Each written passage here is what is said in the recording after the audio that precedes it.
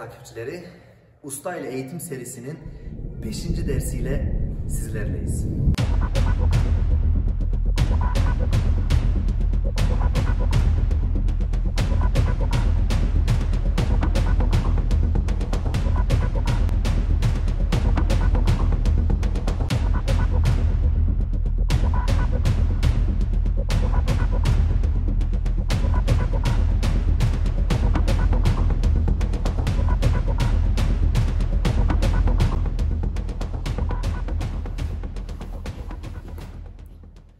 Bugün sizlere 4. temel tekniği öğreteceğiz.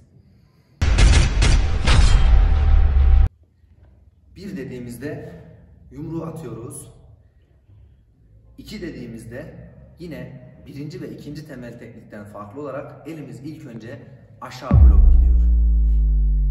4. temel teknikte dikkat etmemiz gereken hususlardan bir tanesi elimizin gidiş şekli. 1. ve 2. temel teknikte daha keskin, geniş açılı ama daha keskin gidişler varken 4. temel teknikte daha akıcı geçişler var. Bu akıcı geçişi güzel yaptığımızda daha kontrollü bloklar ve daha kontrollü vuruşlar sağlıyoruz. İşte 4. temel teknik bize su gibi akıcı olmayı öğretiyor.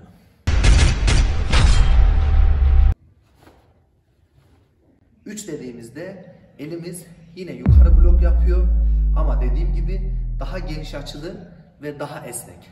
Bir de burada dikkat etmemiz gereken 2. temel teknikteki gibi elimiz düz değil, hafiften dışa kırık. Bu da bize yine eklem yerleriyle çalışmayı öğretiyor. 4. temel tekniğin blok hareketinde bileğimizin hafif dışa kırık olma sebeplerinden bir tanesini şimdi size bir örnekle göstereceğiz. Evet, herhangi bir blok sırasında üzerimize gelen bir yumruğu veya bir sopa darbesini, yani üzerimize sallanarak gelen bir darbeyi hiçbir zaman şu şekilde karşılayamayız.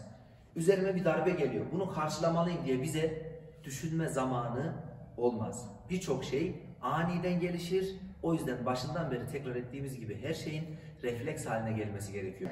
Blok ettiğimizde, bakın blok ettim ama devamında o eli yakalamam gerekiyor veyahut da devam edecek bir hareketim var.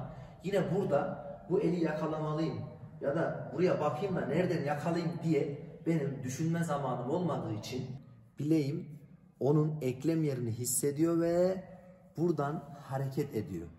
Yani gerek dönüp tutuş, gerek hemen diğer ele alıp büküş. Burada önemli olan buradaki püf noktayı anlamak. Yani buradaki en ufak eklemi bile savunma esnasında kullanabilmeyi temel teknik 4 bize öğretiyor.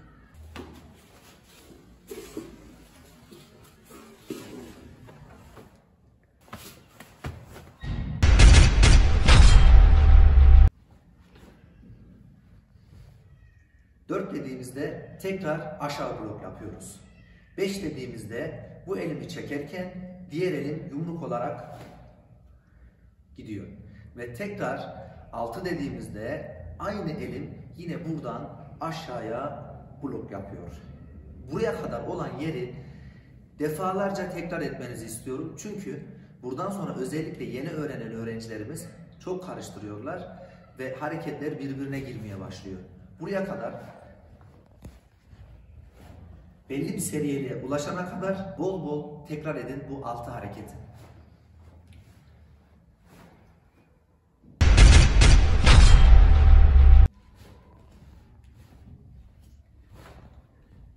Evet, 7 dediğimizde 4. temel tekniğin farkı devreye giriyor ve bu elimiz kalkarken diğer elimiz onun yanına iniyor. Burada dikkat etmemiz gereken husus yine aynı akıcılıkta yapmamız gerekiyor. Bilek hafif dışa kırık, diğeri tam aşağı iniyor. Tam aşağı blok yapıyor. Bunu yaparken de bu kenardan çıkan yumruğumuz içten, diğeri dıştan blok yapıyor. Yine elimiz tam aşağı iniyor. Diğer elimizin de 90 derece kuralına dikkat ediyoruz.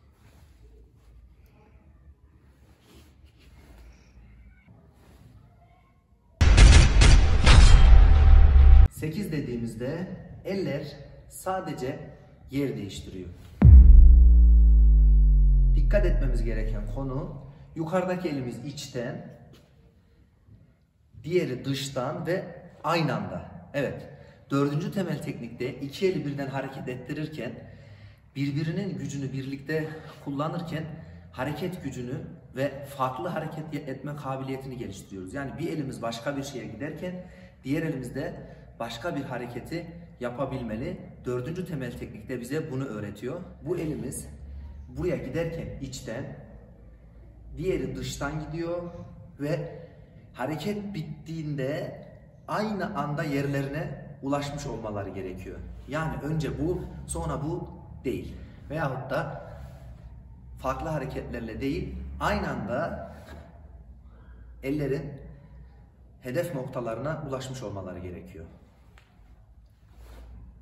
Evet, özellikle bu 7. ve 8. hareketleri mahvuda oturduğunuz yerde defalarca tekrar ederek blok hareketlerinizi geliştirebilirsiniz.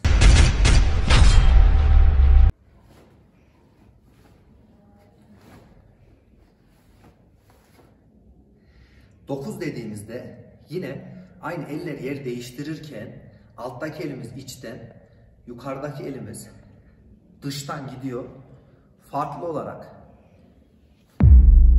sağ elimiz gırtlağa doğru giriş yaparken sol elimiz onun altında blok hareketini gerçekleştiriyor. Yani burada belli bir standarda bağlanmışken o standarttan çıkıp farklı bir vuruş yapmayı temel teknik bize öğretiyor. Tekrar gösterelim. Normalde 7, 8'de bu elimiz aşağı giderken 9 dediğimde karşıya vuruş yapıyor ve diğeri de buraya gidiyor.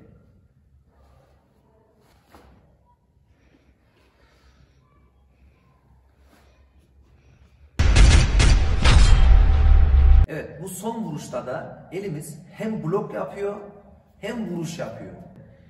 Ben bu pozisyondayken üzerime gelen bir darbeyi buradan karşılarken bu elim darbeyi emiyor, diğer elim de rakibe doğru gidiyor. Bu şekilde ya da bu şekilde ya da farklı şekillerde vuruş olarak kullanabilirim. Ve 10 dediğimizde elleri çekip toplanıyoruz ve 4 temel tekniğin sonuna geliyoruz.